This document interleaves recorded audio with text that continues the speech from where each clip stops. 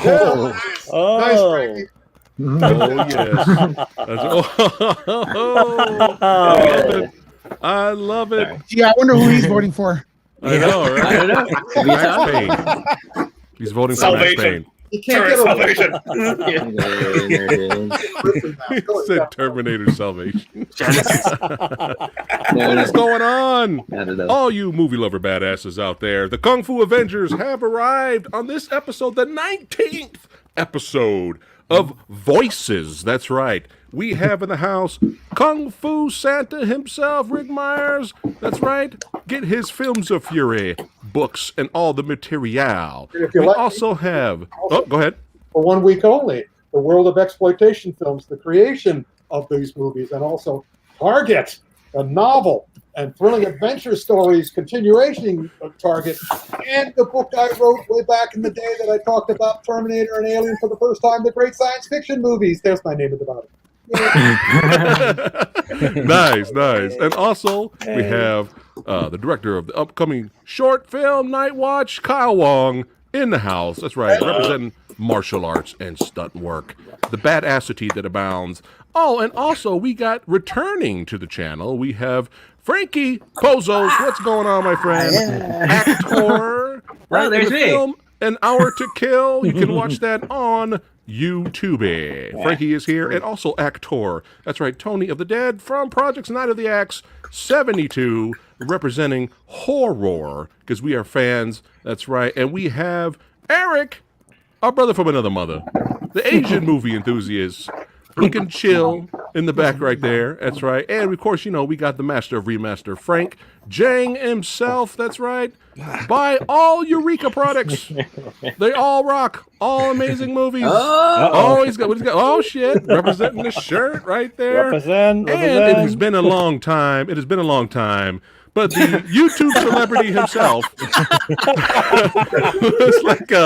has back from Nerd Report. Lewis, how you doing, my friend? Hey, doing very good. Ready to take on the topic, man. Ready to drop in some Rob Zombie stuff. I know that was your dream. That's your dream movie, Rob Zombie, Yeah, to man. direct a Terminator film, right? Come on. The good thing is after he makes one, then they have to reboot. No choice. or would you say he would totally kill the whole franchise, like pretty much like Halloween? Oh, yeah. And maybe he'll get rebooted. Yeah, maybe. Yeah. Movie Dojo Army is in the house right now. Who we got here? We got Phat Zero. What's going on? Nina Lusick, Jake Hall, Trey Doe. That's right. All the badasses are showing up. Anthony, Gold Movie, Resmack, Lady Danish, oh yeah, and Nigel. That's right. Versus episode 19, we are taking on two titans of the sci-fi action genre. That's right, James Cameron, when he was in his prime, when he could not make a bad movie, before he had his blue fetish. But we're not here. we're not here to talk about, Dances with Smurfs. That is not what. We're not here to talk about that movie. We're here to talk about Alien, Son, and Terminator 2. Now, obviously, both of these movies have special editions with more footage. Both of those, we recommend those over the theatrical, but we're not here to debate on which version, the special edition or theatrical is better. We're here to debate on which movie is better. And both of these movies are just the A game. Special effects, the score, the cast, the directing, the A game. The A team brought their A game for both of these movies.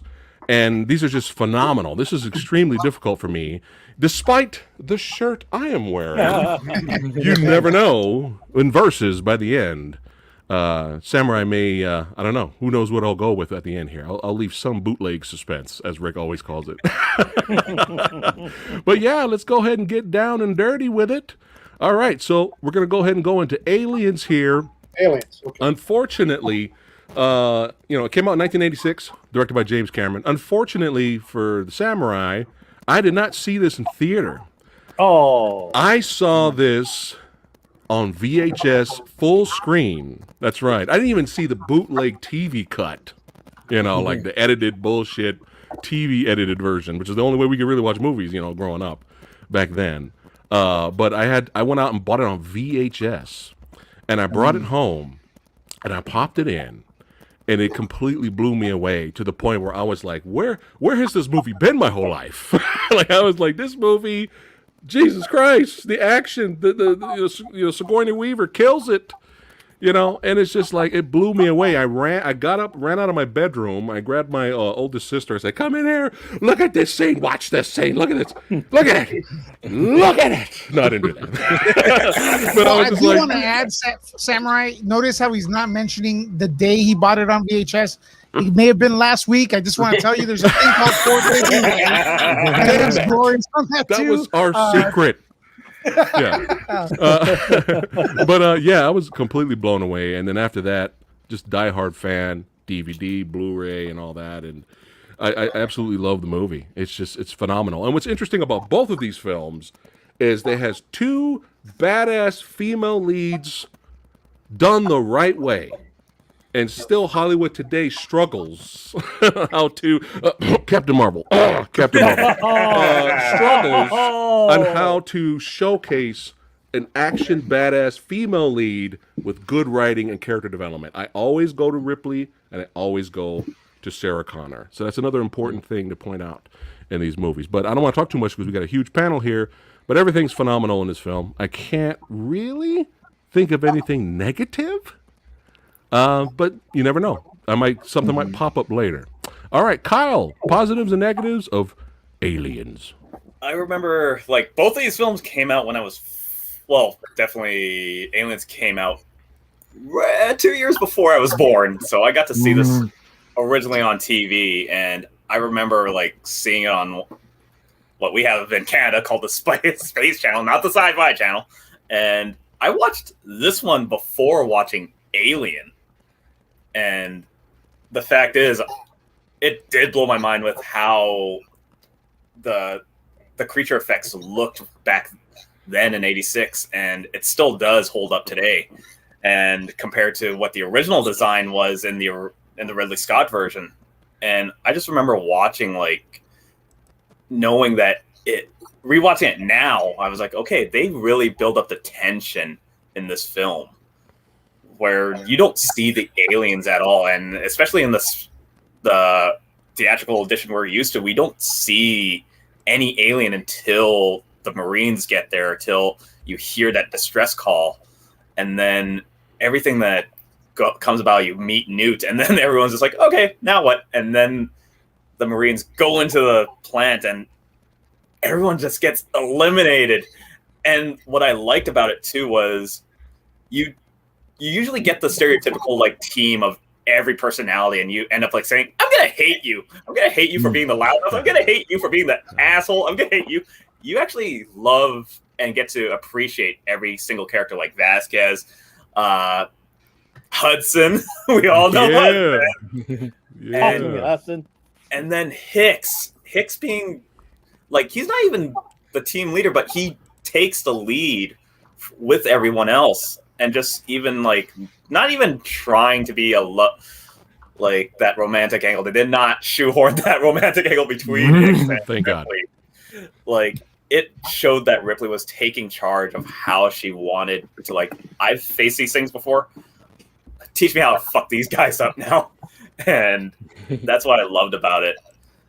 Well, I say the only negative, only slight negative is the fact that you could see that nowadays, I appreciate the miniatures that they do with the ships and even the Queen Alien, but you could tell the backdrops now, even with the matte paintings in the back and everything else. And sometimes even how they just have a projector screen showing everything back then in the back. And now that I'm watching it again and don't even have the Blu-rays, just the DVD copies, and I could tell this time, but that's the only drawback. But on that, it holds up as being a good sci-fi sequel to a property that James Cameron just jumped onto. Yeah, copy that. What I didn't know was I found out later that James Remar, Ajax from The Warriors, one of my favorite movies of all time, was supposed to be Hicks. He was casted as Hicks, and I was like, what happened? So I don't know what happened. I don't know if you guys, any of you guys know what happened? They went with Michael Biehn. I think he might have been doing drugs or alcohol. I think it was something like that. Okay. That's what I've heard. Okay. Well, but I heard I heard he designed the armor too, so Michael Biehn had to wear the armor like he didn't know what that heart meant and stuff. There's a heart and a locket. He's like, I had no idea what the hell that is. They just gave him his outfit. There you go. And I think there's some footage where you could see the back of James Remar, like it's the back of him when they're going in there and stuff. Poor guy. Poor guy. He's probably killing himself now. I know. Where's James Remar? Not literally. All right, Tony. Aliens. Oh, well, I say like I said it already. Like Kyle, I saw Aliens first before I saw Alien as well. And then when I finally saw Alien, I thought, well, that's one alien that they're against. This is like a planet. Like it's like crazy, you know, but I always liked this one too. I saw it on VHS first as well. They're friggin' scary. I mean, their skin is, or their blood is acid. Like that's scary enough. Then it drips from floor to floor and all that. And then they have another fucking mouth inside. Like they're terrifying. I think they're terrifying. It's like there's no reasoning with them. You got one of the greatest lines, like "Get away from her, you bitch," or was it "Stay away from her, you bitch"? Which one was it? Get away from her, you bitch. I guess. I mean, I've always really liked this movie. For a sequel, in my opinion, I think it's way better than the original. All right. And I don't think a lot of sequels do that, at least for me. But I feel like this is a sequel that's the first one's, you know, iconic. Don't get me wrong, but to me, I would like to watch Aliens more, except for that out of the chest popping thing. You know, that's pretty neat. But I don't know. I just find it like pretty terrifying. Even when you showed the Queen Alien part, like, and the lights are going off and the smoke and that, like, she's terrifying. The only thing I guess would be a negative now is she looks a little too robotic. I mean, she kind of always did, but like now seeing so many movies, like I've noticed this kind of stuff. Like, it's just an iconic movie. I really like it, and I guess the only downfall I have is that Bill Paxton gets killed. Yeah, Game over, man. Game over. That was a buddy of mine. We showed the movie to him. If he'd never seen Alien or Aliens or Predator, and I was like, you know, we may not be friends anymore. If you I invited him over, and we did like a double feature here. And he really liked first Alien, and he lost it with Aliens. He's like, oh my god, this is insane. Where was this movie my whole life? But he loved Bill Paxton, and when Bill Paxton died, he was just like, "Oh man, that was a bummer, man." I like the tracking thing where you can see they're coming. It's like the suspense of that is like, where are they? Are they above me, below me? What's going on? Yeah. But I mean, I guess I don't know. I think maybe Newt is a stupid character. I don't know. She's not stupid, but I mostly. Like she's just. I don't know. I think because Samurai and I have reviewed a lot of like post-apocalyptic movies where the kid is always like in trouble, or you know, and she's just in trouble, and I don't know. This could be another versus. Which kid was more annoying, Newt or John Connor? I like that. All right, Newt. All right, Newt didn't talk that much. Easy money, but we haven't got to Terminator 2 yet. All right, Frank. So you know, Which like one? Tony and which one? Me, right? Yeah, I'll say Frankie for Frankie. Okay. Right. So like you know, like Tony and Kyle, I never saw Alien when I first saw Aliens, and I still remember it was my friend who went to see Aliens in the theater, and then the moment he got out of that show, he called me. He said, "Frank, you gotta come see this movie, man. Aliens, man, is a badass and all that stuff." And he said, "I'm gonna go back right now and see it again. If you come, I'll go and see it again. You come and see it with me, I'll treat you." I say, "Okay, well, I'm not really into horror." He said, "It's not horror, man. It's action. It's non-stop action, blah, blah, blah." And I said, "Okay, all right, fine, you know, because I'm really not a horror guy at all." So I went to meet him up at Oakland's Grand Theater. He was already in line. You know, he bought my tickets. We went in. And at first, when that nightmare scene came up, I like, you fucking liar, you know. It's like, I thought this is a horror film. All right, that scene in the hospital, you know, with Ripley. And I thought, this is not an action film. It's a horror film. But then, you know, once the Marine came in, once they started chatting and stuff, and then once they got to the planet, you know, all hell broke loose. It's like, it was riveting from you know, all the way to the end. You know, I just love how James Cameron took this idea from the first film and just expanded further, make it into this action film, make it military action film, nicely reflect the Reagan era at that time, but also, with great production design, great special effects. I mean, yes, like Kyle talked about those matte screen and those background looks kind of fake or miniature and stuff. But that last scene with Ripley in that cargo bay, you saw her there. She was trying to escape. You see that alien queen right below her, and that's real. You felt that's real, right? You felt like she is really in danger. That's not miniature. That's a real, that's a real creature, whatever you have, really moving underneath her. So like that, that just takes you in that movie, and I just love how, it just builds up. It keeps building up. It takes on the original idea of the first film where they got killed one by one, but yet here, while while they're getting killed, you still have this family building. You have Hicks, you have Bishop, you have Newt and Ripley. That's like a family. They as the film progressed, it became like a nuclear family, and I love that. I love the idea, and also, and then the final shot, after they left the planet, and then to see Bishop being torn apart by the Queen. That all that stuff is like wow. That was one of my greatest theatrical experience. So yeah, definitely this film, this film is ace, man. I'm jealous. I really have, I know. I would have loved to have seen it in the theater, man. Yeah, I mean, I really have no complaints. I mean, I personally like the theatrical cut a little bit more than the director's cut or the extended cut. Okay. Yeah, there's some stuff in the extended cut that I like. I like the part where they show Ripley's finding out about the daughter's died, and I like how Hicks found out her name is Ellen. Those stuff are good. I would rather not see what happened at the planet before they went there. I thought that took away the mystery. Yeah. Right? I like the gun part too. The gun part was good, but then I mean, I guess because you saw the theatrical cut first, so that always gave me that little slight preference. It's not that I hated the extended cut, just that I thought there's certain scenes there that we don't need. We don't need. Other than that, really no complaint about our film. I think this is one of the greatest sci-fi action film ever made. I agree. Oh, hold on a second. Hold on one second. I saw him. Kung Fu Genius. Kung Fu Genius is here, hanging out. He's excited for tonight's episode. Alex, you're supposed to be on the panel. You're supposed to be here, my friend. Come on. They got martial arts in these movies. Come on, Alex. Come on. One more thing I want to point out. Like we talk about. I'm sorry. Yeah, I just want to point out one thing. You talk about stereotypical characters. You have all these characters like they're gonna die or what have you, but still you care about them, right? They. The good thing about James Cameron, he didn't make them cardboard characters. It might be stereotype characters, yet they feel real. They felt real. They felt like realistic, and that they're not put in there just to be killed by the alien. You still kind of care for them, So I still, again, within all these action, all this chaos, he still were able to basically make you care about almost every single character except Gorman. He's always an asshole, Gorman. Copy that. But actually, he kind of redeemed his character a little bit, right? Yeah. In a way. I love how that scene. You can tell that line when Vasquez said, "You're always an asshole, Gorman." That was put in post production. You can just tell. I just.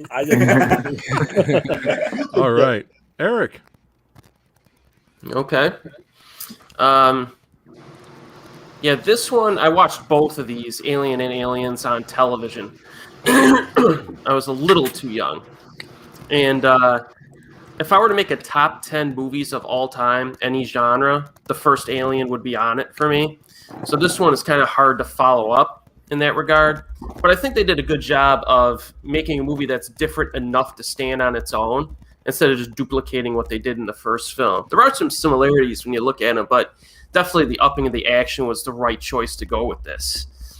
There's obviously there's kind of a little contrivance at the beginning to kind of get things going when Ripley's found, and then they wake her up, and they've been settling on this planet for like 20 years, but the aliens kind of wait, or they don't discover the aliens until like maybe a few months after Ripley wakes up, which is whatever. I could deal with that contrivance to get things rolling, but it's there.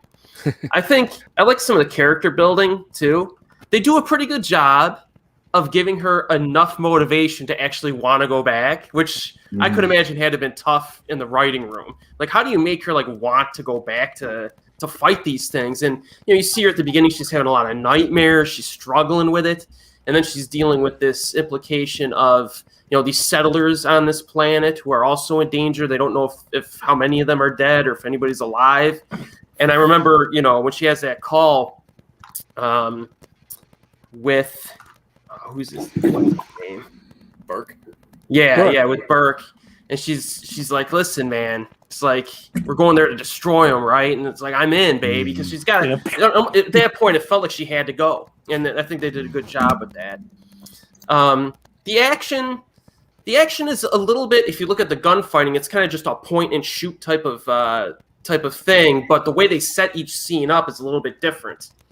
Sometimes you'll have, I like the scene where they actually set up the automatic guns, and it was just like all out firepower. Yeah, you get this scene where they have the sensors, and the sensors are going in 7 meters, 5 meters, 4 meters. It's like they're not in the room. Where are they? And they're on the, they're in the above the ceiling. So they do a good job of mixing it up.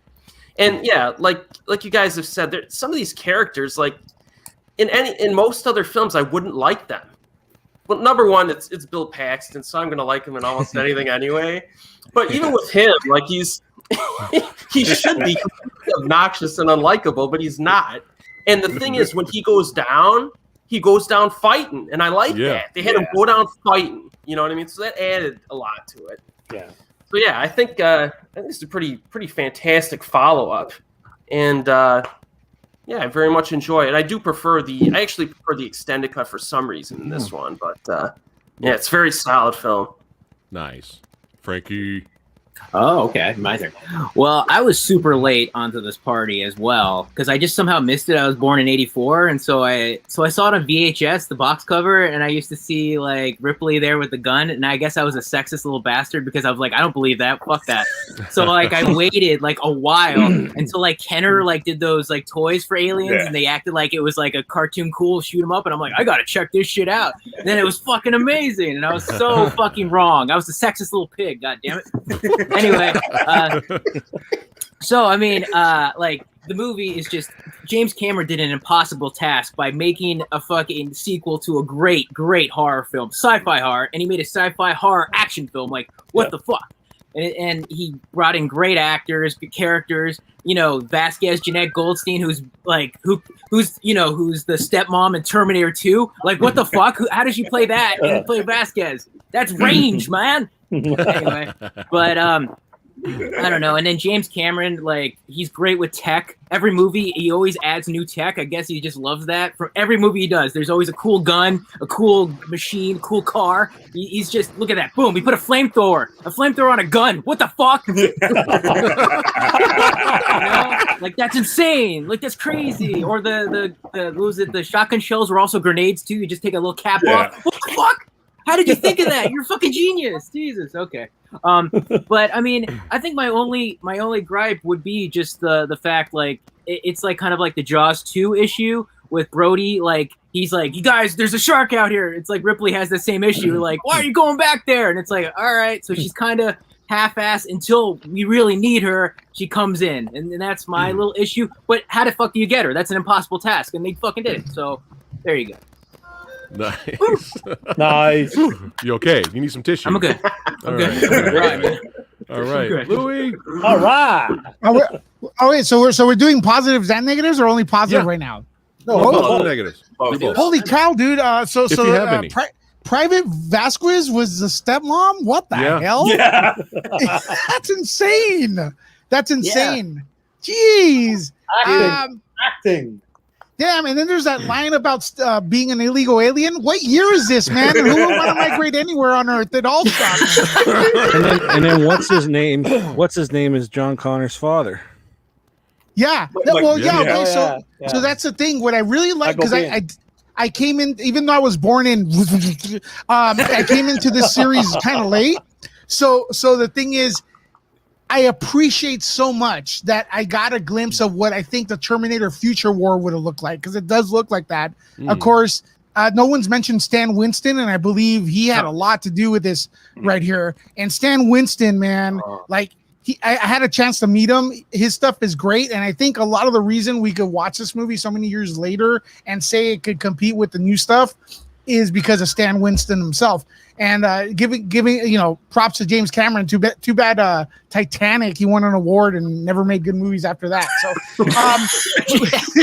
but yeah, the movie was great. The future war of Terminator, the character development, a lot of characters in there. Now, when they make movies, when they have more than like 5 people in it, no one gets proper character development, and here they did. And I do love. Someone brought up the scene with Private Vasquez. When she died, when she blew up, it was kind of like, even though she's always arguing with the other lieutenant, that little line they said, you're an effing asshole or something like that, and then they blew each other up. It's kind of at the end, they were part of the team, the same unit, and they worked together. I love the way the movie took its time in the beginning to actually build up till we start seeing the attack from the aliens.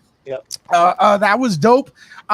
It kind of ruined a little bit of Terminator 2 for me, but I still love Terminator because I see that Ripley and Sarah Connor are very similar. And since this came out before Terminator 2, you got the same boyfriend, Michael Biehn. You got the same nightmare sequences, and you got a tough female lead, of course. And I think Samurai, you brought up that they can't do it now.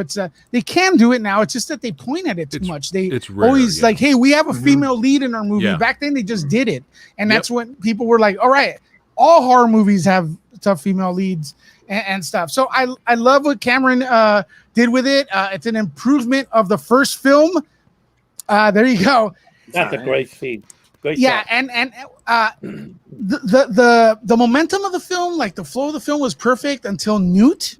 She kind of derailed it a little bit. Okay. She kind of like she went on a little bit of another adventure and stuff like that. If I would say that's one of my complaints. And I do love the matte painting. I don't know why. I just feel that like it's mysterious and mystical when I see those paintings in the background of the old movies. The cinematography is amazing. The way film is used there, the screen, the scope, the blues in the there's a lot of blues there, maybe foreshadowing Avatar. I don't know, like Samurai said. but if you look at the way the movie's shot, there's a lot of blues. But also, I'm going all over the place. Sorry. It is a little bit. It's the same formula as Terminator 1 and 2. It's the same movie with more money in a bit. Even to the point where like there's an alien at the end of the ship that clings on to the one that escapes. But that's a good thing. It's good. You even get Ripley in her underwear again, from the first movie, and the second movie does the same thing. But that's fine. I dug it. Action movie. Like Frankie said, those guns are amazing. But who made them? Was it make great video games. Was it Stan's idea or was it James Cameron's? We'll wait and see. Mm-hmm. So yeah. I'm good with. Awesome. Rick. Oh no, you have to save me for last. You are last. You're next. I thought Kyle. Okay. I thought Kyle. Okay. And Tony. I started. And then... everybody. I beg your Hey, Rick. I'm down here, Rick. Down here. Who is oh my God, George Lucas. Who is this? By the way, Tony, I saw the trailer for the new Van Damme today. It looks really good. It does look really good. Yeah, we did a trailer reaction to that. All right. Yeah. Oh, I almost forgot to mention, guys, if you watched Army of the Dead, totally ripped off this movie. No kidding. Yeah. Well, that there was a little hint there. When I was with Starlog and I was reporting on Superman from Pinewood Studios, what's amazing is when you go onto a studio, they don't have time to police you. So I was just wandering the entire Pinewood Studios, and I step into a set, and I didn't know what it was. It was a gigantic set filled with eggs, gigantic, scaly eggs. Nice. One or two of them were open, and they had this thing in the back that had like 2 vaginas open in the back, and I didn't know what that was. And you never seen a vagina before? How old were you? Not an alien. Oh, okay. I thought you. Oh, you said what was that? Alien vaginas. And and also the eggs in there. And as I was walking out, the guard, I said, "What is this?" And he goes, "Oh, it's a movie called Alien." I said, "Awesome." So I got to cover that for Starlog as well. I got to go to the New York premiere. And even in that, and also I got to write the magazine. There was an official movie tie-in, Warren Magazine, who did Famous Monsters. We did that. I was also the head writer on this, so I got to hold the alien. That, when I was holding the alien head, which was the original head used in the movie, created by H.R. Giger, they put that front piece over the skull, but it's an actual human skull because, of course, the alien takes its human host and develops from that. Oh. And so it was an actual human skull that they used to create this thing, and then they strapped it onto the actor and all the rest of it. So I was heavily invested with Alien. And I also was well aware, because unlike the rest of you, I'm much older. So I had been watching these things in order and seeing them in the cinemas in order and watching the progression of both science fiction and horror movies. I knew that the original Alien was derivative. It was basically, it was an amalgamation of several previous science fiction horror movies that Ridley Scott developed and did his own style with and brought his own style to it, and also had more graphic material like the chest burster that has ever been done in a movie prior to that. So I was very interested in what they would do with Alien 2, or Aliens as it became known. And I was delighted, because I'm not a huge fan of murder movies or slasher films or horror films where the filmmaker uses an excuse, basically says all bets are off, and the movie doesn't make any sense anymore. Nothing makes sense. Most of these slasher movies, they don't make sense. This is why I did my trilogy of horror novels, correcting what I saw as the mistakes in Halloween, Nightmare on Elm Street, and The Omen. Because, again, they just play fast and loose. But Aliens, I loved war movies. I grew up loving war movies. And so Aliens was, to me, a war movie, and a beautiful, exciting, wonderful war movie with a strong female lead. Because in my science fiction novels, Doomstar and Return to Doomstar, I always had, which I started in 1979, I also had very strong female leads, because I didn't understand why they didn't have more of them, because I grew up with the original Avengers, John Steed and Emma Peel, Patrick McNee, and Diana Rigg, and I love those characters because also I had terrible mothers. I had 3 mentally ill mothers and stepmothers, so I loved a strong female lead in movies. And that is the solution. By the way, let me clarify something about James Remar, which was okay.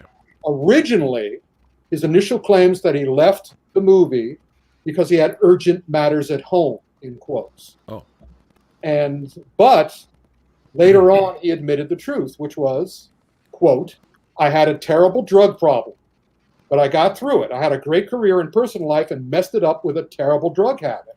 I was initially cast as Corporal Hicks, and I was fired after a couple of weeks of filming because I got busted for possession of drugs, and Michael Biehn replaced me." That's what happened to James. Okay. All right. Remar, and they took care of that. So I loved this movie, Aliens. It was more, even though it was a war movie, it wasn't a derivative war movie the way the original Alien was a derivative science fiction horror film. Mm-hmm. Aliens was more original than the original film. Now, everybody mentioned Ripley and Sarah Connor. Have you noticed what they've been doing to them lately? In fact, what they did to Ripley immediately following this. Because I had done this magazine, I had talked to the screenwriters, I had talked to the producers, I had talked to the actors, I had talked to H.R. Giger, and that was quite delightful. I'm in his hotel room in New York, and his French wife is walking behind us, changing her shirt, and she didn't wear a bra. And so I'm trying to concentrate on talking to Giger, and it's like, okay. And of course, try to move so I wouldn't see her. But then she was in the mirror because we were in this really nice hotel. So they had all these big mirrors everywhere. So every time I looked over Giger's head, there was his French wife. But all right. So I got to talk to everybody. I made quite a nice network because everybody who works on British films, they work on all British films. Mm-hmm. So, meeting the guys from Alien, meeting the guys from James Bond, then I met all the guys from Star Wars. I was very good friends with John Barry, not the composer, but the production designer of the original Star Wars. And so they gave me all the dope on what was going on. And on the Alien, most of the crew were Americans, and they were telling me what was going on. Now, has anybody ever wondered what the F happened with Alien 3? According to the background people, I know exactly what happened with Alien 3. Alien 3 came out shortly after Thelma and Louise. And I've been telling this for years because people have told me this back then, and I have worked with a lot of Hollywood people, so I know how the bad producers behaved. And I was telling people, Walter Hill and David Giler, I think, were the two of the producers of the original Alien and Aliens. They thought they had it made because Aliens is one of the few sequels that made more money than the original movie. So they thought they were going to walk into the offices of 20th Century Fox and say, open the safe. We're taking all the money. We're going to make... They had 2 plots for Alien 3 that they presented to 20th Century Fox.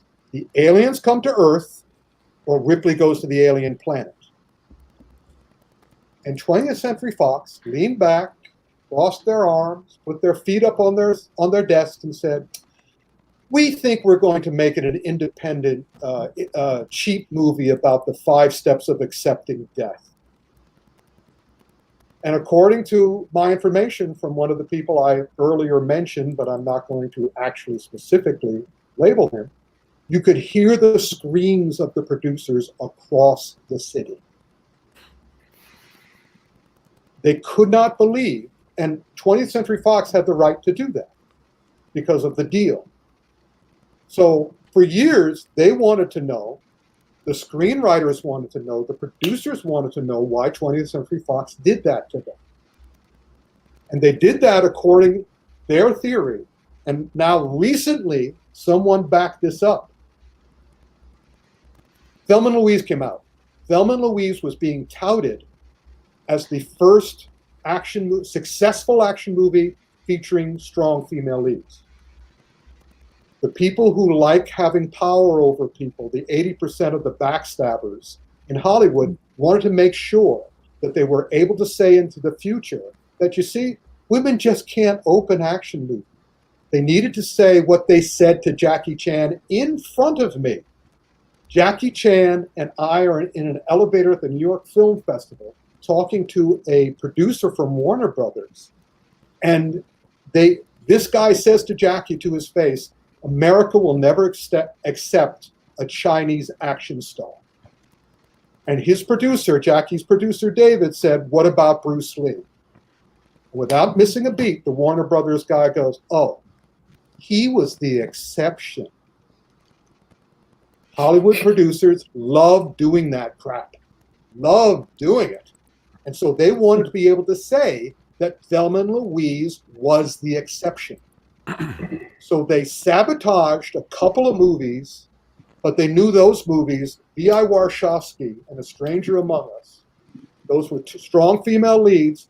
They were both sabotaged, backstabbed, second-guessed, lied to. But the jewel in their crown, they had to destroy a sure thing. And Alien 3 was the sure thing. And they destroyed it. Yep. People may love it now. They may think it's great. But at the time, it was a huge disaster. And it changed. The director, he said, take my name off of it, right? Oh, he doesn't acknowledge it.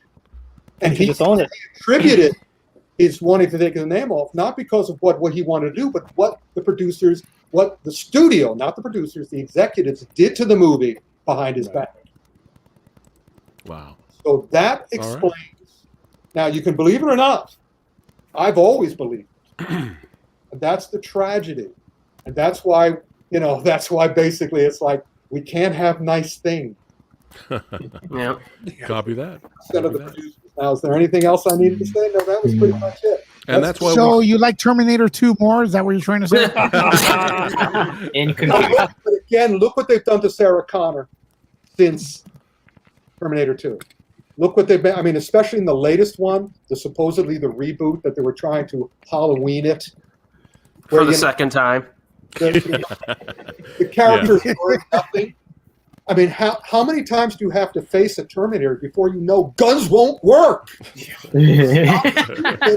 think the problem with the Terminator franchise is that they keep chasing the ghost of Terminator 2 Judgment Day instead of like doing something different. Yep. They it's like every single movie with the exception of the one that what's it called? Christian Bale was in. Yeah. Salvation. Tries something different. All of them are like the one-liners or just winking to the camera, like, man, what can I say? And you can say the same thing about the Alien franchise too. Yeah. Well, cash cows. Well, the Alien franchise Prometheus fascinating in that they're so anti-human, they're so hateful now. That last one, I was astonished how hateful it was. Yeah.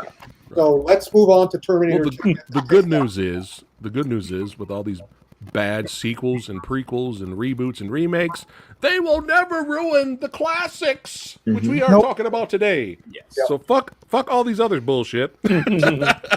These two classes will never be damaged. All right, Terminator 2, 1991.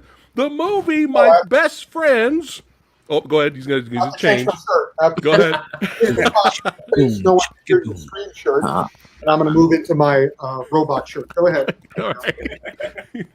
We get a fashion show every week. Lewis is like, what is happening right now? No, man. Hey, look, you know what? I love this old school insight. I think it's missing because I'm a little older as well and stuff. Yeah. But there was a time where people were really, really knowledgeable about the way movies were made, like everything, and now I think it's a lost appreciation. Like I mentioned Stan Winston, there's more to it, right? I mean, if I mention Stan Winston to newer generation of podcaster, movie pundits, they'll be like, who? Stan Lee, what? Stan Lee. Yeah. Oh God. James Horner too. Yeah. There's a lot of people Gary that are Laurel Grant. I'll admit I'm older, but I'm terrible at names, so I'm still learning a lot. Like I watched movies, but I never really studied them or anything. And I'm learning as I go along. Yeah, we all are. Me too, my friend. Me too. All I know is like, oh, that was Stan Winston. Well, I like what he did. That's what I look at it, Like I couldn't tell you what he looked like in a crowd. I'm bad. Well, if you notice, like Avatar tries to imitate Stan Winston's style, but it just doesn't work. Like with the military or whatever. I wrote the books. Buy the books. That's for all the younglings. Buy the books. You will learn. All right. Now on to, because we only got Lewis for an hour. So on to Terminator 2, Electric Boogaloo. The movie. Good Electric Boogaloo. My best friends tortured me with. They tortured me with that movie because they got to go out and go see it, and I couldn't go see it, and they rubbed it in my face, and I was like, "Shut up, man! Oh yeah, well, Sega Genesis is better than Super Nintendo, so take that." That was the arguments back then. So yeah, they tortured me, but this I didn't get a chance to watch, until again VHS to watch it uncut. But I did watch it a lot on the telly and loved it. Even I didn't know what was edited and what was taken out. I was just like, "Woo, Arnold Schwarzenegger, yeah!" And I enjoyed it a lot. And I watched the original one, the first one on TV a lot as well. That was the only way we could watch movies back then. But then when I got older, I was like, "Yeah, it's time to go crazy." And I went to the video store and rented a whole bunch of shit. And Terminator 2 was there, and it blew my mind seeing it uncut. And it's phenomenal. It's phenomenal. And I rewatched it earlier today. No, yesterday. Yesterday I rewatched it. And could someone tell me, please, did Linda Hamilton get nominated for anything? Nope. This is sad. If you rewatch this movie right now, Her performance, seriously, it's not just I got muscles, I'm doing pull-ups. Her acting performance in this movie is like, give her the Oscar. Seriously. Meryl Streep's got enough. All right? Meryl Streep's got 5 billion Oscars. Let's share the love here. Her performance, people forget. They forget. Especially when they don't watch a movie in a long time. They forget how good her acting was. Especially what movie studio owns Terminator?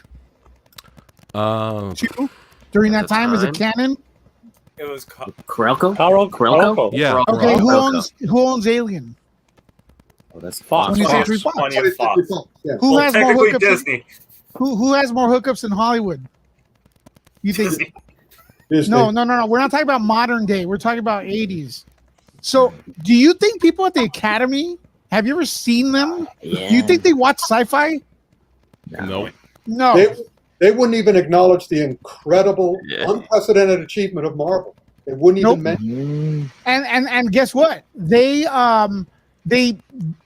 accidentally gave Best Picture to Titanic, which is a fantasy film because it's fake, right? They just, it is what it is. Chicago over the Two Towers? Get out of here, dude. Remember that? Bro. Yes. Yeah, I stopped after that. What do you mean fake? What do you mean fake, Titanic? Well, Titanic's based on a true story, but Yeah. it's a fantasy. It's a love story fantasy, isn't it? Because the characters aren't Yeah. real. They're just, we need a love story. They're based on, kind of like Texas Chainsaw Massacre is based on true events, No, it's. Listen, Louis, I would recommend you see the other movies about Titanic, The Longest Night and stuff like that. There's a part 2. There's the true story of the Titanic is far greater than the movie. Well, that's what I'm saying. It's a lot of it's the hookup too with the Academy. I feel like a lot of people I've met that are part of the Academy. There's many that are cool people, but most of them, especially the old guard, they're not watching Aliens or Terminator and stuff like that. They're getting the kickbacks, man. They're getting the payola, bro. No, that's a good point. But her performance was so good, especially that interview sequence, and especially with she, in her own way, became the Terminator later in the film.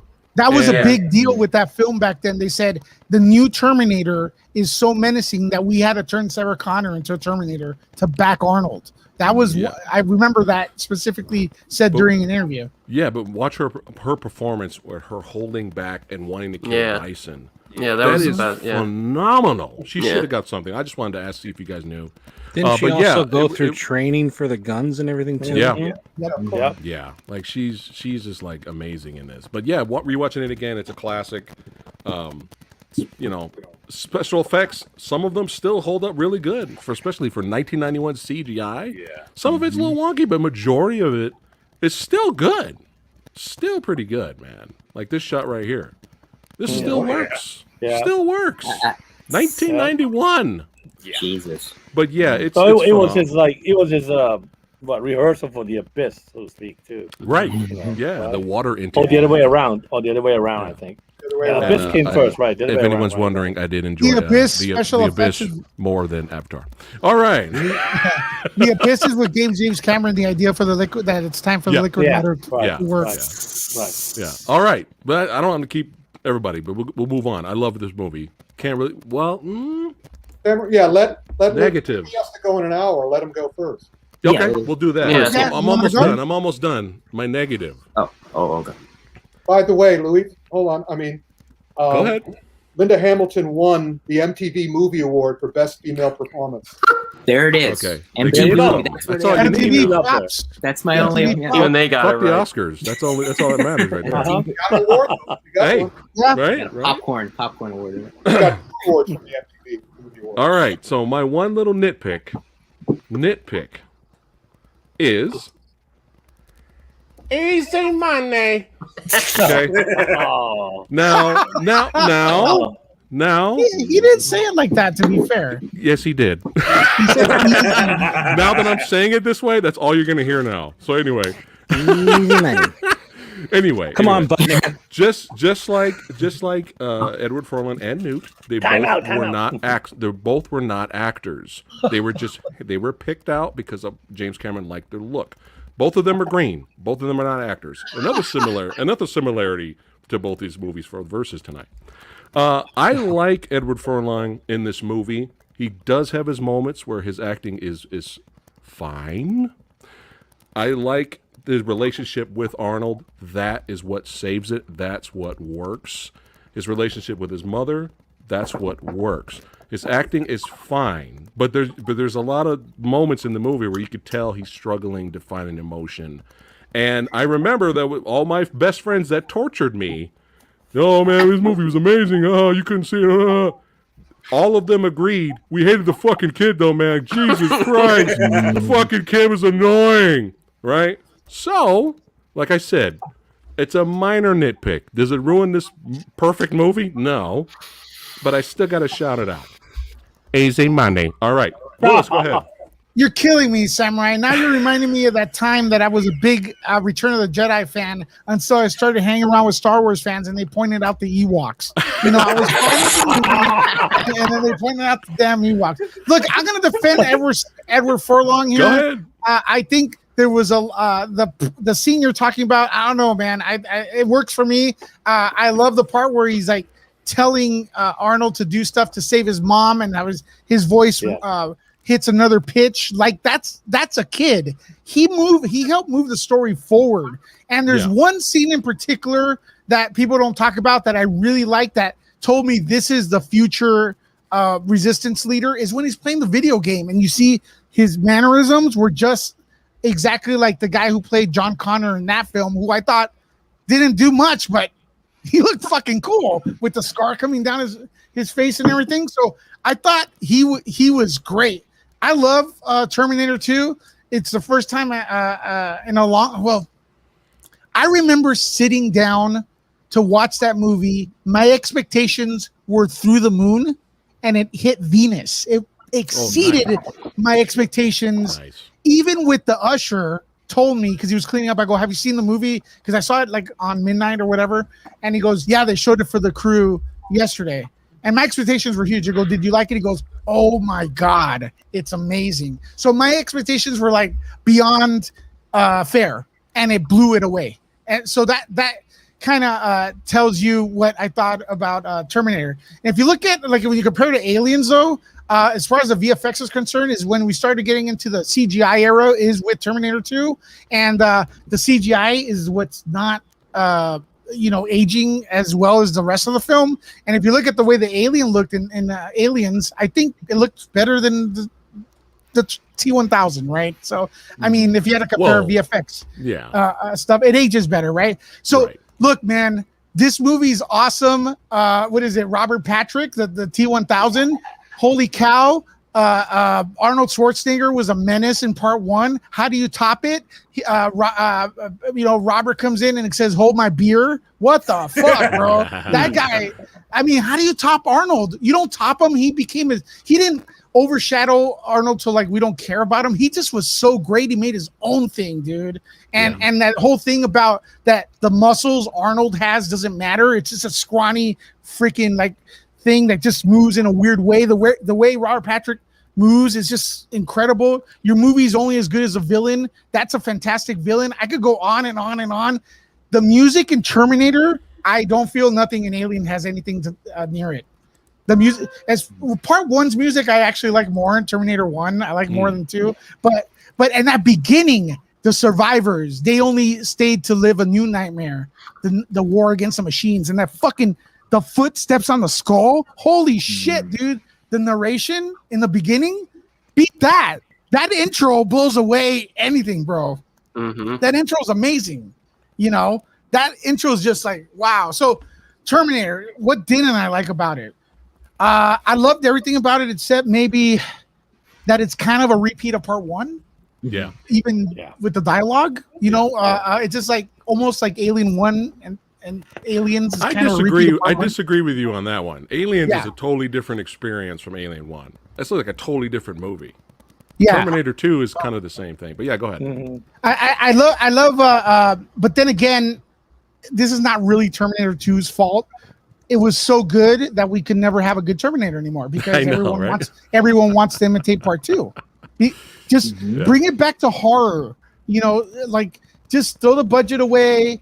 The only way a new Terminator movie would work for me is if they call it something else. They advertise it as a different movie and they trick the audience into sitting down, like they kind of did with Blair Witch, the new one, which I actually liked it.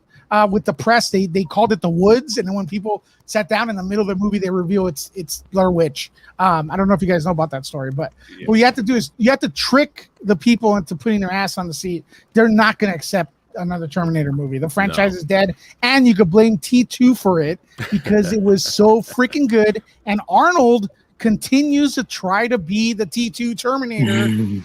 And if that's the only drawback I could get, and then James Cameron acting like he doesn't, it's a bastard child or something. He doesn't want anything to do with this, and it's this fucking one of his best work. I don't understand these people. Damn it, I give up. So you're picking Aliens. Okay, got it. No. I'm kidding. And let me say, do I pick now? I'll pick right now. Well, because you got to go. I know you have to go. Okay, go ahead and vote. Go and vote now before you go. I'm going to vote, and it's obviously Terminator 2. But by no means does it mean that Aliens is not excellent. It's like I pick Batman Begins over The Dark Knight. Both I love. Right? There you go. Yeah. But it doesn't diminish it. It's just different. But yeah, Terminator 2, 91. I'm years old. It came at the right time. It's great. They release. I feel like the director's cut is cool. James Cameron does do good director's cut. Unlike Lucas, he adds crap in there like Jabba's scene or whatever. There's not much more I could say. I mean, Terminator 2, one of the all-time greats, and it's why I've made a lot of friends through it, and we're here together, and it's great. So my vote's for Bambi. All right. Bambi versus Godzilla. Let me just clarify for you. Cameron is involved with Terminator because he doesn't own it. He wants to control his own work. But he sold it for $1, right? No, he didn't. He was brought in as a hired hand. He didn't create Terminator. He doesn't own it at all. Okay. He has no control over it. That's why he doesn't want to deal with it, and I don't blame him. Interesting. I wish he was more into this than those blue guys, the blue Smurfs, but the Blue Man Group. So does he. He's really kind of broken what they did to it. But there's nothing he can do about it because he doesn't own it. So he's going to control his work utterly and take his time. But before I leave, I just want to say that Samurai Man, you're totally wrong about John Connor. Say my name. John Connor, he moved the story forward. Newt derailed it. If you watch Aliens 2, the movie's going one direction. The little girl shows up, and then it takes a curve. It goes another direction. Like, Ripley, she sees the little girl. They're going one way, right down the hall. Little girl shows up. Oh no, we have to go after a little girl. It's like, no, you're fucking up the show. You're fucking up the movie. Fucking up the show. Let her go her own way. I said I was fine with John. I said he works with the characters. He'd already lost one daughter. She didn't want to lose the other one. There you go. Yeah, but that was a deleted scene. No, that was a deleted scene. Yeah, but Ripley didn't know that. But then there's the underwear in Aliens. This guy. Hey, brother, I know you got to go. It was always an honor to have you here on the channel. Chat, make sure you go subscribe. Head over to Nerd Report, son. Subscribe. Thanks, it is fantastic over there. And everyone here is always super welcoming. And everyone on this panel, feel free. Do not hesitate. Reach out to Nerd Report if you guys want to speak your mind about anything. You, Samurai, anyone, and stuff. All opinions are welcome. And stuff like that, as long as you're respectful. I'm ready to come back on, man. We're gonna do it. Last time we were on was the Nightmare stream. Yeah. I'll hit you up though. Thank you so much for joining, buddy. Man. Guys, see ya. All right, man. Thank you. Bye, Lewis. Nerd Report. Terminator. Easy money. You got that in. All right. Never leave. All right. We'll do it like this. Tony, hey, don't you love it, Tony? You're not last like usual. I know. You can go next, my friend. Terminator 2.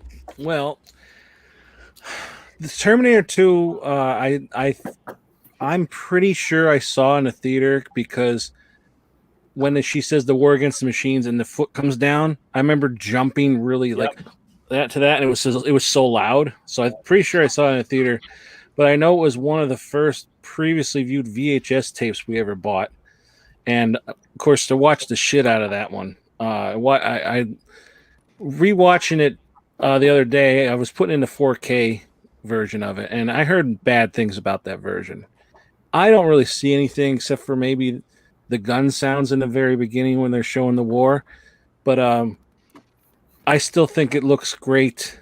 Like the movie, it still holds up for me. I love when Arnold first shows up and takes the guy's boots, even though, and his outfit, it's kind of like a jokey, not jokey, but it's kind of a more funnier scene with the Bad to the Bone song playing in that, but like, it's like so good. Like Arnold was so great in that. And then like, if anybody ever saw like the trailer for when he was going to be in one of the video games recently, it wasn't him. It was one of the wrestlers redid that scene for one of the WrestleMania WK20. Triple H, right? No, not Triple H. He's not there anymore. But anyway, he redid that scene. Well, maybe who the fuck was it? I don't know. Anyway, he was a wrestler, and he redid the scene. And maybe it was Arnold, but it was cool. Anyway, yeah, again with like Samurai said with Sarah Connor, I remember thinking that while I was watching this, like, man, she is really good in this. Like, she's a badass. Like, knowing that she prepared like by actually, learning how to use those guns and all that stuff that's like just like so powerful. And the beginning credits that do. Yeah. Like literally when he was talking about that, I got chills thinking about it. Cause like to me, that's like, oh, here we go. Terminator 2. And these chase scenes in this are fantastic. I love it. Like John Connor thinks he's out of the clear, and he's like, he looks up and then, nope, here comes a fucking truck right over the top, and he's like, shit, and then it's just so cool. I just like I love everything about the movie. I think a lot of it really holds up today. I love. Isn't there like I'm trying to think from memory. Didn't Robert Patrick learn to run like that so he would look more robotic, so that it wouldn't be like an actual person running? It was like stiff and everything. I think he learned that, like, and something like that. That like Robert Patrick was great with that. There's also Robert Patrick did a thing in one of the Wayne's World movies where he walked up to Wayne. Have you seen this boy? And he took off. And Last Action Hero, don't forget. Oh yeah. Oh yeah, Last comes to the Action police Hero. station. Yep, that was great. Yeah, it was just it's just a fantastic movie. I honestly I'm not a really big fan of the first Terminator. I like it, but I haven't seen that as many times as this one. If I was going to say, it's stupid, but anything negative, I hate the way Dyson is upset that he like. I hate how he's going to die. The death breath. Oh my god! Like he's shot in his shoulder, and he's like, just take it out. I couldn't. To this day, I hate that part. John Connor, I like. I do like John Connor. I could see how it can be a little annoying the way he talks, but it's just because he's going through puberty. It happens. His balls haven't dropped yet. Yeah, his balls hasn't dropped. Yeah, it's just easy money. And you have Butnick. Easy money. Butnick. What's his real name? I can't remember his real name. Edward Furlong. No, not Edward Furlong. Cool.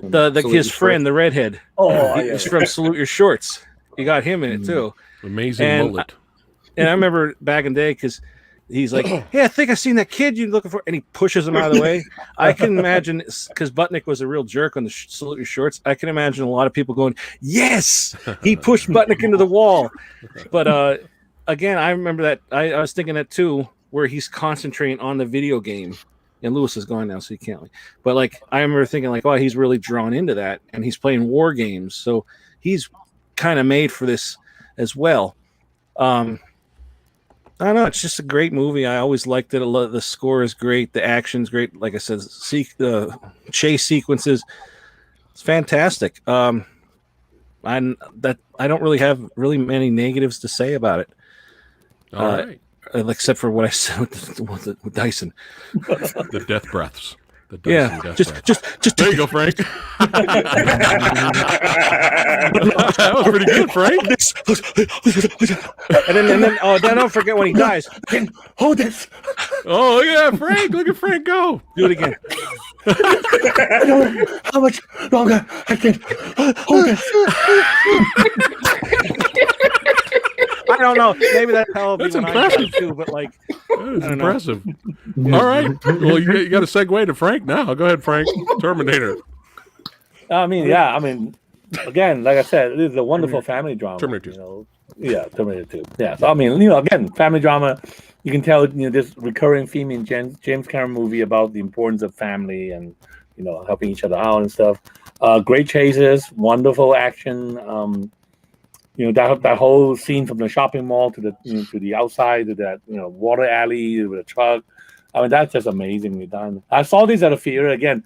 I saw this at the Galaxy Theater in San Francisco when it was first opened. They opened in July, and they said our first movie is going to be Terminator 2. So I went and see it, and I was shocked that ticket prices was $11 because I was like, that's a lot of money back then, right? This is 30 years ago. Amazingly enough, I never paid more than $10 for tickets. So I got there, found out it's $11. I said, well, I'm here, might as well, right? So that was a great experience. Again, like Tony said, when that skull, when that Terminator stepped on that skull, I was jumping out of my seat. That was loud shit. But okay, going back to the movie, and I said, great action, great chases. Linda Hamilton, fantastic. I like Edward Furlong in this. I thought he's great. He just in some ways playing himself, so completely natural sometimes. So that's good. Arnold's great. Robert Patrick is great.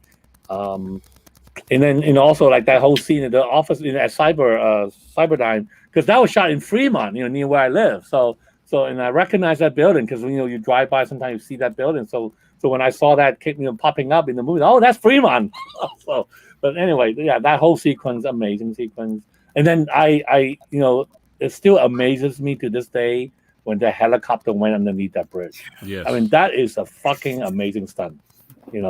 That is just amazing stunt. I like both cuts. I like the theatrical cut and also the director's cut. I think both serve the purposes very well. If I do have a nitpick, though, is that this film is just, to me, this film is really more like a big budget remake of the first film. There's so many things in here that I already seen in the first film.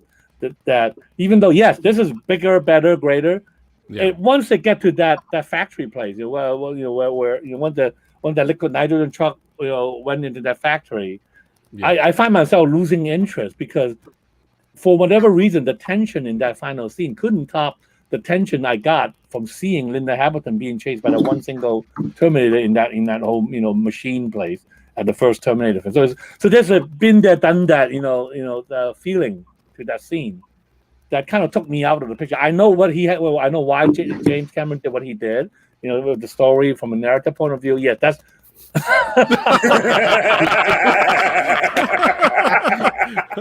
I mean, right? No, I totally understand why it has to end that way because of this, right? Of course. Yeah. But still, like I said, I've been wowed by it from the first film. To me, it was just a little anticlimactic. It's not a bad scene. It's not a bad finale. It's just that it's like I said, it's been there, done that. But other than that, I really have no complaints about this, phenomenal action film. It's very well done. Well, it's interesting you brought that up, Frank, because a lot of people consider the first Terminator movie actually scary in comparison to this one. Mm-hmm. Right. It was to me. It was more relentless. The first one was more relentless in the way Arnold chasing after Sarah Connor. Like I think it was Tony or Louisa. It was a horror movie in a way. It was like a slasher, almost like a slasher movie. He's going after her. It's almost like Halloween, like he said. So right. Yeah, and the fact that it was low budget, just somehow there's this gritty appeal to it being low budget. Copy that. Okay. Well said, Frankie. All right. Well, I mean, I I come from an Arnold household. Everyone loves Arnold Schwarzenegger here. So I always watched the first Terminator. And so when this came out, I was so fucking excited. Like, this is my Terminator now. Like, because I was a little kid. Yeah. So I remember Subway having like ads for it and promotional things. So I ate Subway for like weeks or months just to get a cup that had Arnold on it and shit. I was like so excited. Anyway, but yeah, for me, I was like, this is a polished version of the first one. And like, this is so fucking amazing. Action's great. I mean, and everything's so, yes, boom. That fucking shotgun. The shotgun, dude, another James Cameron thing. Like, what the? Yes. I always look up. Mention that. That's awesome. I look up like I want to buy that Winchester shotgun. So every day, like I look it up. How much is it? And I'm like, okay, I can't afford that. Yeah, but I mean, it's so iconic from like Asa La Vista, you know, or even freaking Robert Patrick. He's a household name. He's like such a cool dude. Like you think he's the T-1000, but still he's Robert Patrick. And then even I don't know. Yeah. So I think the only my only negative was just the idea that the Terminator becomes like. He's not going to kill anybody. Like, yeah. Okay. Oh, my mom brought I was the Terminator for Halloween. If you could see that. Oh, hold on. Hold on. Oh, you see it? See T2? You see the jacket? That's like I wear the gloves and everything. That's a shotgun. I brought a shotgun to school. Nice. I didn't know you had Annabelle hanging up. Oh yeah, there's right there Annabelle too. Yeah. I killed Annabelle and I put it up there. Look at that. Look at you. That's awesome. I want your jacket, your pants, and your motorcycle. Awesome. So I think the only problem is that he just becomes like, you know, John Connor says don't hurt anybody, and he doesn't, and he shoots up all those cops. And he doesn't injure anybody. That's my whole issue. I mean, I know you shouldn't be killing anybody because John Connor is the savior of the human race. Why? I get that, but I mean, he's the fucking Terminator. He's like Jaws, man. He should be fucking. Why? I don't know. Why? So that's my a lot of kneecaps got fucked up though. Yeah, a lot of guys are gonna have crutches for a while. He'll live. All right, Kyle. So let's see. First off, I want to say I agree with Sega being better than Nintendo. Why? But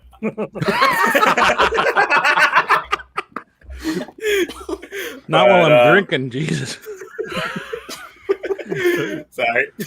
I definitely had both VHSs. Like I watched the first one, and next month is going to be 30 years this film has been out. Mm-hmm. This film is officially 30 years old, and I seriously can't believe it. And I remember back in 91 when my mom brought home the VHSs, or probably 92, and I watched the first one, and I was scared to see like Arnold be this like unstoppable killing machine, an actual killing machine. And then in the second one, when it started, I just remember watching it and seeing like, holy crap, who is he going after this time? And then right when we get to the mall, and here's Robert Patrick's T-1000, and here's Arnold's T-800, and you hear Arnold say, "Get down," and I was like, oh shit. And this is before trailers were this big thing too. Like, especially spoiling shit. And all I remember was like seeing this going from beginning to end and seeing like, oh, they're gonna save Sarah now, and where are they gonna go from here? And my little feeble 4-year-old mind could not fathom how the effects, how the story and acting was just essential of putting everything together in this film. And I just said in my head, like, man, I wish I could have seen this in the theater. And when they re-released it in 3D, like in 2016, 2017. Oh, I forgot about that. Mm-hmm, yeah. They re-released it for theaters. And I was like, I don't care. I'm going to go see this. Me and a friend went to go see it in theaters. And we just sat there with our 3D glasses sitting there going, this still holds up. This does still belong in the theater. And it's just beautiful. Like, all the effects, the acting, the story, yes, like is a retread of the original story, but it still holds up like as a sci-fi, time travel, and action film, and it is literally the number one action film that you cannot fathom. And definitely, I could agree that growing up, I watched Disney, I watched Chinese films because of my grandmother, but this film literally shaped what I want to be as a filmmaker too. Going like, how the hell did he do? How did James Cameron do all this before his blue period? fucking blue avatar, period. But you look at it, and even when Arnold just comes out and said that he's about to take on all the police officers, and John Connor says, "Trust me." Wait, you swore. Exactly, Frank. Trust me. And he just smiles, walks out, kicks a freaking desk out the window, and brings out a minigun. I'm like, oh my god, he has a minigun. This just. I was like, how many people is he gonna kill with this? And he just doesn't kill anyone. He just intimidates the fuck out of everyone. How does he not show any emotion? No, it's amazing. No emotion, no flinching, anything. He's just blasting away, and then he gives a grenade launcher just to add another fuck you to everyone else. Like, yep, stay away, walks away, and then he just like even then with my cousin and I always talk about these films, and we talked about like how he noticed everything except Terminator 3. Even though I think he's wrong about this, he says, "Do you notice every time someone says I'll be back, a car has to come in through a building?" I was like, because you look at the first one, Arnold says, "I'll be back," drives a car right through the police station. Then in the second one, "I'll be back," drive goes through the SWAT, and then drives a truck through it. And then number 3, he says, "I'm back," after he drives a helicopter into the mountain. But after that, it just dies down. But I would say the only negative that I have about... Oh, I should mention, since I've watched this again, I've nonstop been listening to Brad Fiddel's like music, right? Like, hearing the original version where it's just all synthesizers and everything else, and listening to him talk about how he composed the music with just keyboard and this program, and just making this mechanical sound for the soundtrack. And then when he makes this one, it's just grand opera, like orchestral, even though it's not an orchestra. He just made this from his like keyboard and sound, and I'm just like blown away on how he went epic on the scale, and which is why sadly he doesn't score as much music anymore.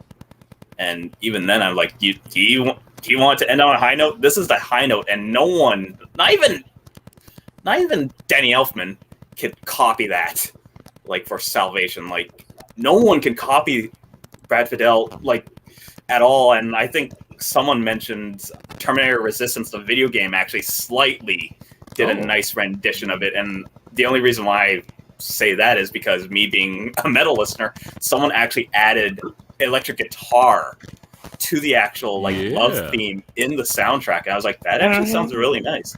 Exactly like that, Frank.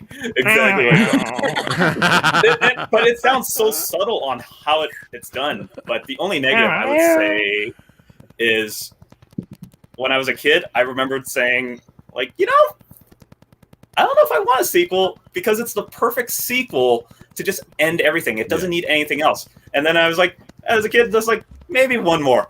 Terminator 3 came out. I'm like, no, maybe not. And then next thing you know, let's see if Salvation's better. No. Genesis. No. And I just remembered one friend saying, I wanted to know if you actually liked any of the sequels, and if you hated them. Because if you said you hated them, I would have said, I now know why you cry. I'm like, true. That's true. But I think it's mostly that, where it had all these expectations of being a perfect sci-fi action film and drama also. Like Linda Hamilton being Sarah Connor, Edward Furlong being John Connor also. It just had that nice family dynamic of just being the perfect sci-fi action film. And yeah, only negatives: the sequels and that came after, and the memes after that. Copy that. But thanks for pointing out again. I know Lewis mentioned it too about how good the soundtrack Brad Fiddell was. What's interesting though, take away those both movies, and if someone came to me and said, "Hey, listen to this," not telling me what it's from, I would be like, "What the hell is this?" Yeah, because a lot of it's industrial and odd and mechanical. It was like, what is this, right? But it just fits these movies, and it's iconic, and it's, you know, it's amazing. But still, shout out to James Horner's score. You know, rest in peace, James Horner.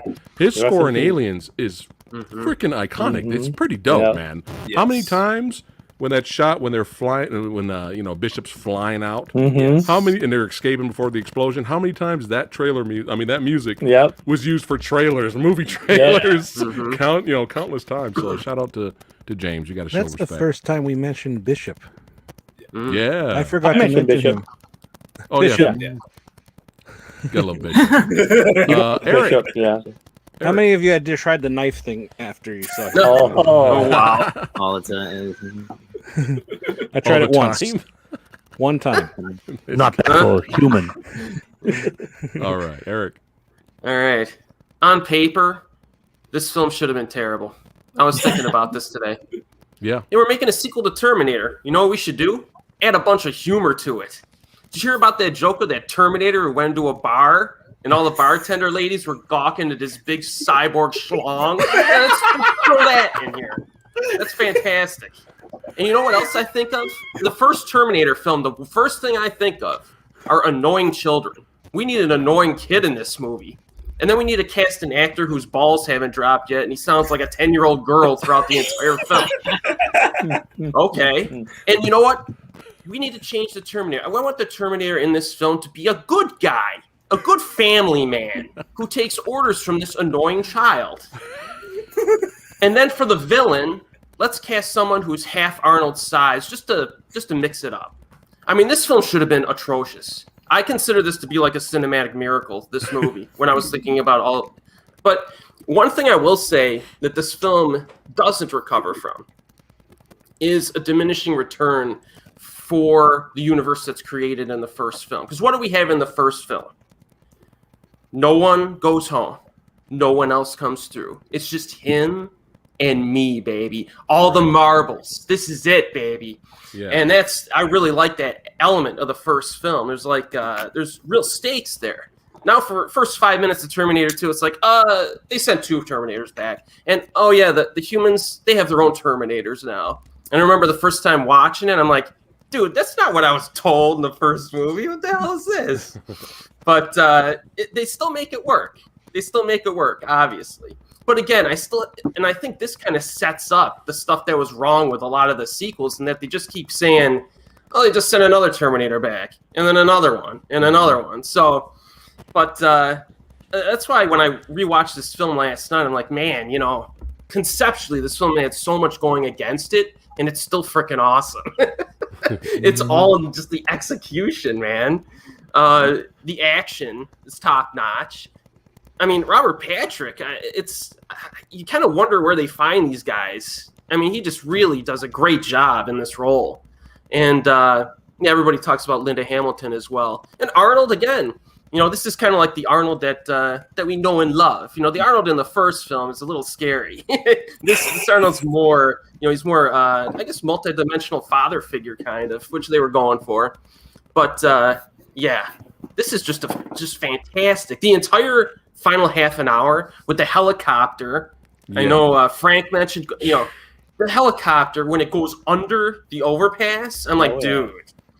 And I think James Cameron mentioned in an interview fairly recently, I might be wrong about this, but I remember it irritated me because it's like, if I made this film today, I would have used CG and I would have had the helicopter, you know, clip the bottom of the underpass and the camera would have been, and I was like, you know what? It's better the way you shot it the first time, dude. Yeah. But yeah, it's just, there's nothing else to say for this. It's just a phenomenal movie. Yeah, it's phenomenal. Rick. Oh, yeah. Okay. The cranky go? Yeah, everybody, you're good, man. Well, I've nearly got nothing to add. This was, I mean, I was making my segue into Inside Kung Fu magazine at this time, and my horror trilogy. And I believe I went to the first show in New York, and I liked it. But I still don't know why I didn't love it. I just sat there and went, okay, yeah, that's good. that's cool. I didn't get emotionally involved. So yeah, it was good. It just, even to this day, I don't remember it very well. I remember some of the highlights. I recall the ending. I thought it was really good, and that's it. Sorry, I was private chatting right here. I know. I also hear the clicking. Yeah, I don't know. I didn't hear it. I don't know. Well, better minor clicking than everybody repeating, and we get tons of feedback from 8 people. Major. I was just worried it was me. That's why I'm on mute. I say vote. Oh yeah, it's about that time. All right, here we go. It's time to vote, baby. Get out and vote. Versus time. It's time to vote. Here we go. Tony, Aliens or Terminator 2?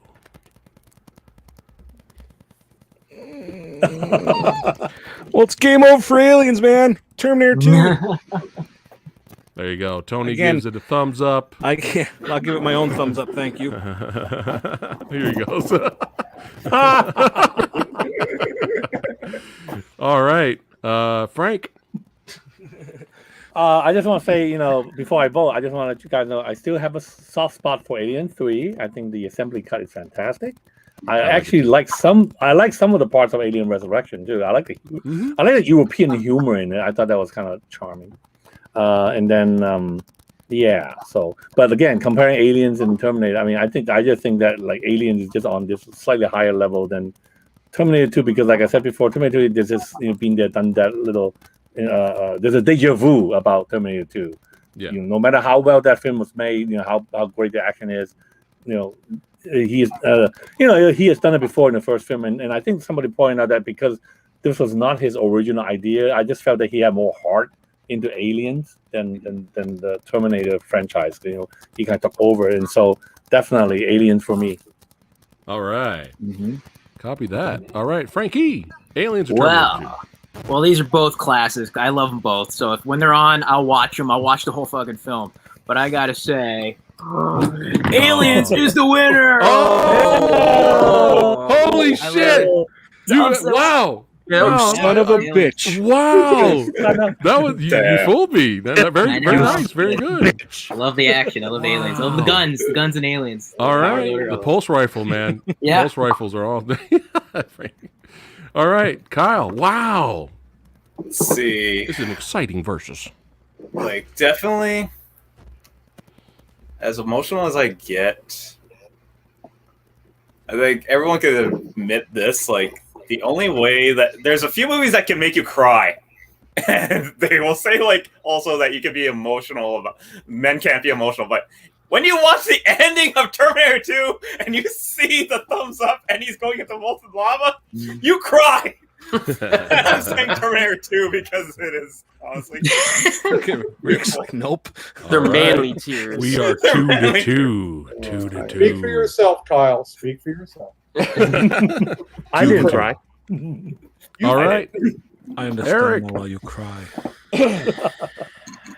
Eric, I'm going T2, baby. In terms of pure entertainment value, T2. There you go. There we go. All right, Rick. Ironically, since you guys picked up all your Alien toys, 20th Century Fox gave me an official alien that was 2 feet tall, and I wouldn't let it be brought into the house. It just freaked me out. But even so, Aliens, I'm voting for Aliens because I think that's pretty much the greatest. It's certainly the greatest Alien movie. All right, copy that. All right, so let's see. What are we up here in terms of voting, Eric? Guys who were going to be on tonight, but they couldn't make it. They both voted for Aliens as well. Yeah. Oh. But they're not here, so their vote doesn't count. Oh, no, yeah. The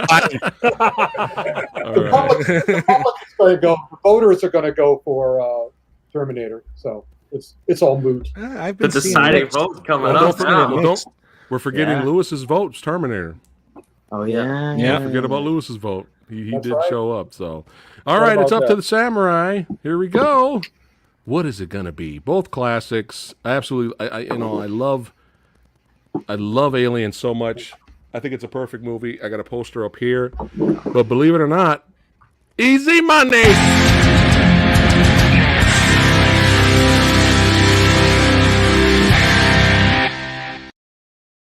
There's no losing. There's no losing. There's no losing. What is going on? I'll put this on then. I have to put this on then. Tony's so happy. He's got to show something. And I knocked over all my books.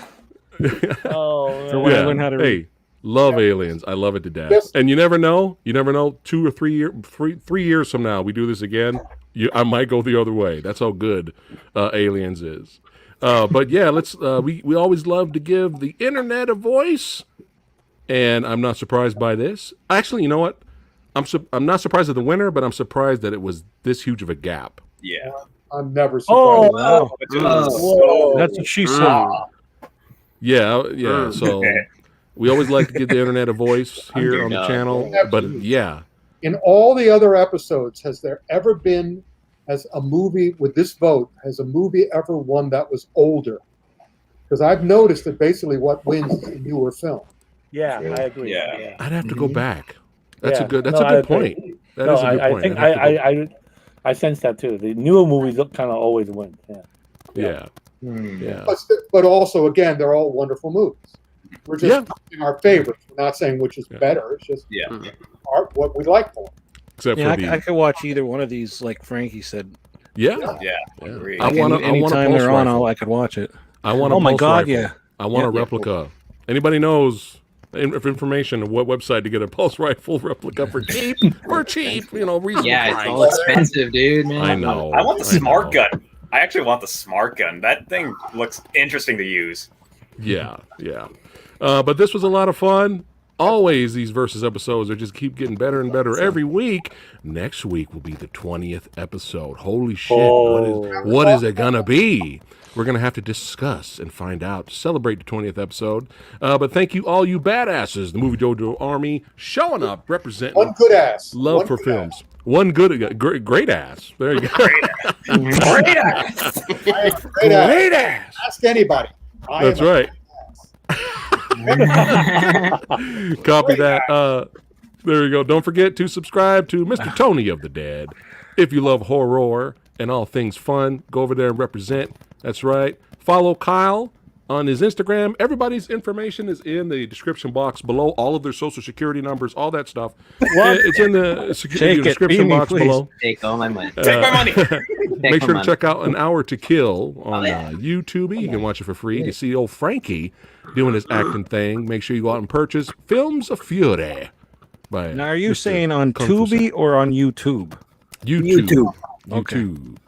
It might be on Tubi. Is it on Tubi too, Frankie? I don't know. Okay. But I mean, YouTube is there. It's free. Yeah, YouTube's there. And buy everything Eureka and 88 Films. That's right. Master of Remaster, Frank Jang, putting in work, spreading the knowledge of Story of Ricky in August, man. Story of Ricky. Oh, I pre-ordered that. I pre-ordered that. I can't wait to watch that in 4K. Who knew? Who knew the story of Ricky would be in 4K one day? I never knew that. It was possible. And also, subscribe to The Asian Movie Enthusiast. That's right.